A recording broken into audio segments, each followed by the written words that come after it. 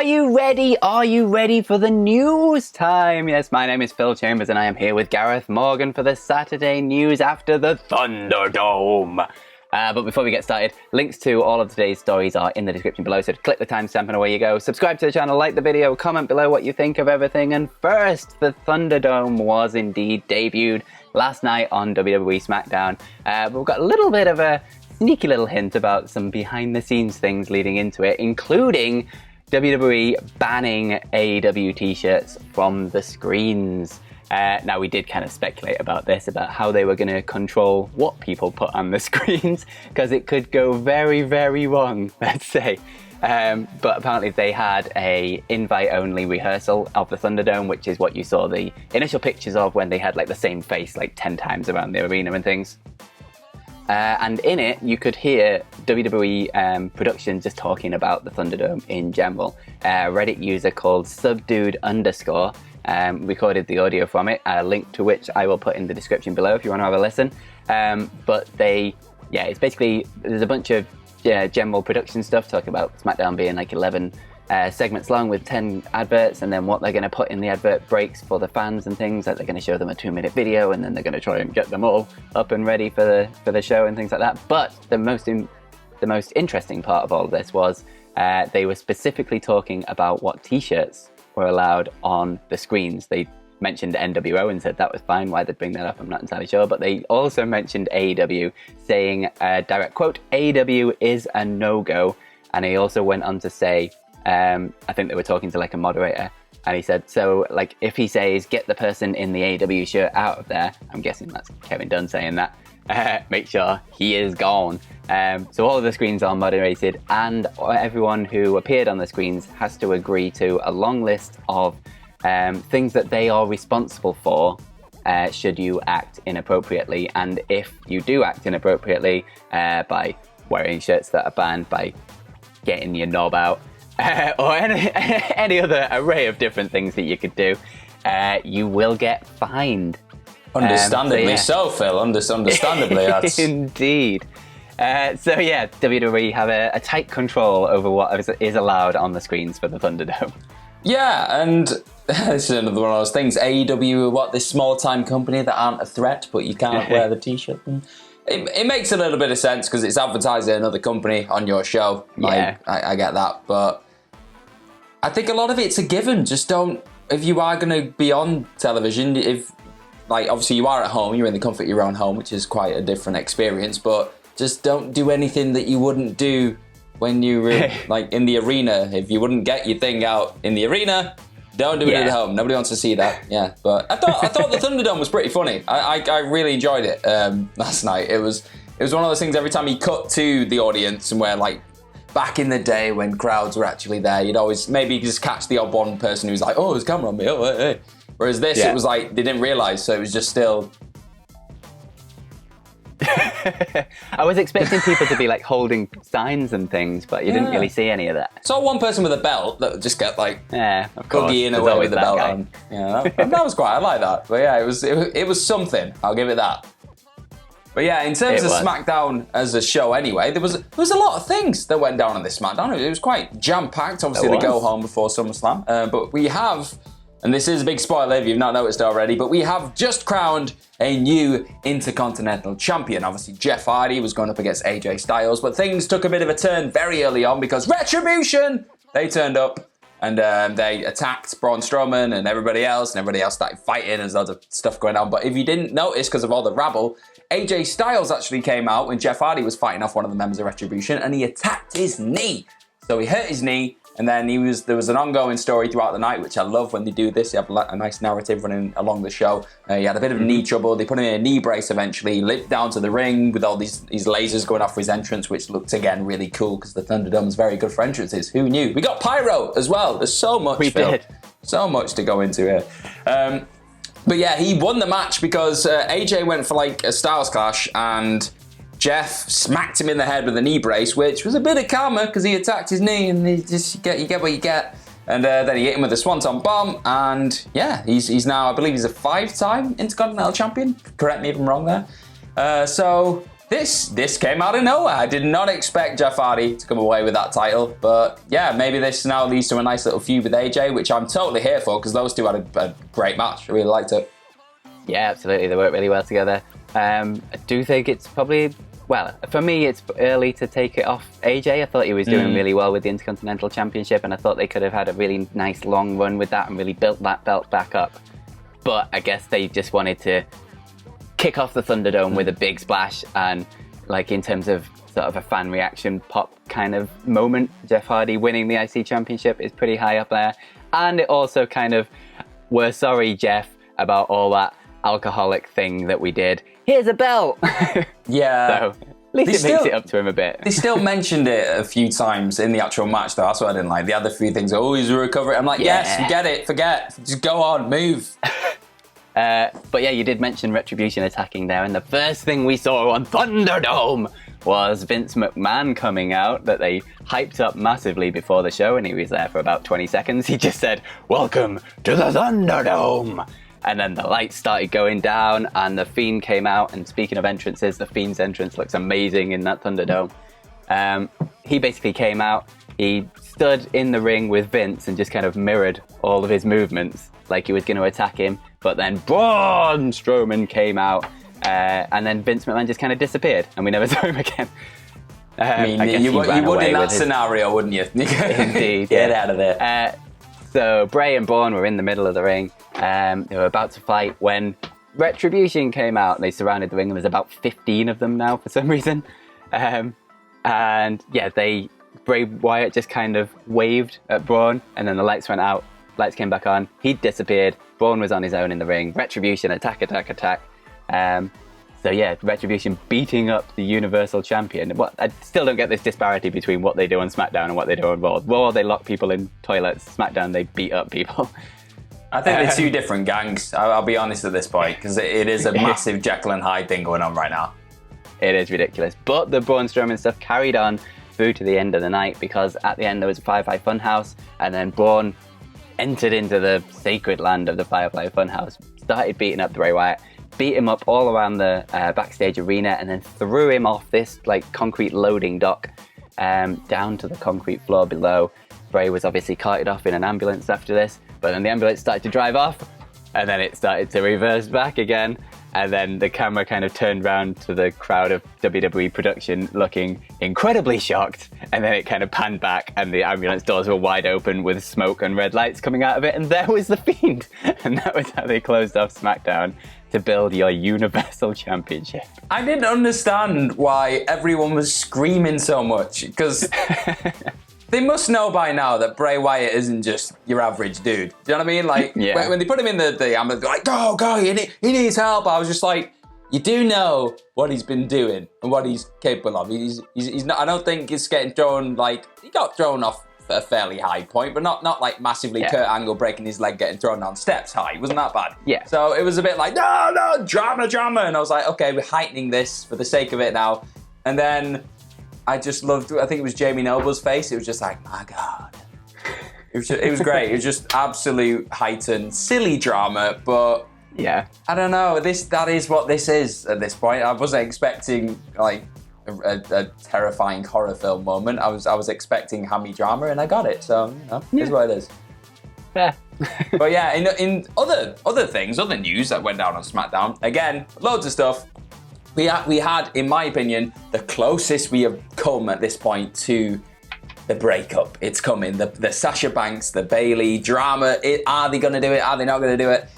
I feel like this week they had a conversation with Corey Graves in the middle of the ring. They were being quite cocky at the start, and then Corey Graves just like planted a little seed of, you guys splitting up, what's going on? And then it led to Bayley saying something like, I was just suggesting on Raw that maybe I go first and you go second, because, it's just a suggestion that she's fresher and she gets, no wait, I've got this wrong. She said, I want to go first as like a double mind trick thing on Sasha Banks, to maybe trick Sasha Banks into going, well, I go first. And that's what happened here on SmackDown. They had a bit of a squabbling match. And then Corey Graves again was like, trouble in paradise. And Kofi kicked. No, that didn't happen. So they just started squabbling a bit more. And then Naomi came out, went, right, okay, I'll take you both on tonight in one night. And we'll add a little stipulation to this. We'll have it a beat the clock challenge thing. That's what Corey Graves added in because he was just causing chaos. I don't know. He was poking the bear a lot. He was. So this beat the clock challenge thing, whoever won it would take on Asuka second. Yes, yeah. I'm right. It's very confusing early in the morning. I'm sorry. So Sasha went against Naomi. They're the little match, and I think she beat her in, it was like 3.5 minutes. So I was like, okay, cool. Poor Naomi gets beaten in 3.5 minutes, is what it is. And then Bayley took her on. And I, in my mind, I was just breaking it down. Typical WWE, oh, they're going to get to the last 5 seconds and then drama's going to happen. Oh no, in I think it was 2 minutes flat, Naomi beat her out of nowhere. She hit with a rear view. And yeah, it was brilliant because Sasha just did this incredible thing where she kind of looked away so Bayley couldn't see her smiling. And was obviously grinning ear to ear because she was like, I get to pick the pieces after she's taken on Asuka now. And then she got back into the ring. She was like, oh, poor Bayley. It just made me giggle. I love this stuff. It was good. Asuka came down to attack afterwards as well and kind of left Sasha lying on the entrance ramp. And then as Bayley was kind of running away from her, she just ran straight past Sasha, not a care in the world, looking after herself, straight to the back. So yeah, definitely the biggest hints we've had so far about this breakup. I still think SummerSlam, Sasha's losing that belt. I still think Bayley's going to keep it. And then you've got Bayley versus Naomi that you can build on, and Sasha versus Asuka, and Asuka versus Shayna Baszler afterwards. I think there's a lot you can go from here. And even though Naomi felt like a bit of a vehicle maybe at this moment, she still came out of it looking all right. She still got a win. She got a win over the SmackDown Women's Champion, so you can't say anything about that. Go Naomi. Indeed. But speaking of championship matches, there was also the tag team championship match where Cesaro and Shinsuke Nakamura took on the Lucha House Party. Cesaro beat them with a roll-up, because of course he did. But afterwards, here's the most important thing, is the Lucha House Party had a bit of a scuffle. They were sort of pushing each other around, arguing about what happened at the finish. And it looks, is this a possible breakup for the Lucha House Party? Sort of, I think was it Lince Dorado who was trying to keep Gran Metalik and Kalisto apart. So yeah, looks like trouble in the Lucha House Party, but if they end up doing some kind of triple threat match out of this, I'm there for that. Phil, I don't want this. I love them. They're my source of joy on SmackDown, and you just taking away all the fun, okay? The Lucha House Party fun. I don't know. Like you said, it could be fun. If they have a little triple threat and they go flying around the place, and if Kalisto comes back as just a bit of a pissed off luchador, I've been sat on the sidelines and you guys have been just messing around, not getting anywhere, and as soon as I come back, you throw away our opportunity. I'm here for it. I like Kalisto. I think he needs a bit more of a spotlight. So we'll see what happens with him. In more news, even more news from SmackDown. Like we said, it was a jam-packed show. But this one, again, I keep getting the confusing stories. I'm sorry about this, so just bear with me. There's obviously been the hair versus hair match has been one of the big talking points coming into SummerSlam, and obviously all the stuff that's recently gone down with Sonya Deville as well. So SmackDown, a lot of eyes were on that, and Mandy Rose kick-started the coverage of the feud on SmackDown by putting an odd promo, really, because obviously she was involved in this situation, the attempted hostage situation that's happened, and they kind of acknowledged this throughout SmackDown, but then didn't really acknowledge it. It was like they were just looking at the camera like, we know what's happened. We're just trying to not explicitly say it. And this seemed to have affected Rose, where she was like, okay, I want to let bygones be bygones, but then she wouldn't admit, she wasn't allowed to say, oh, I was a part of this. It was weird. We knew, if you know, you know. It was that kind of situation. So.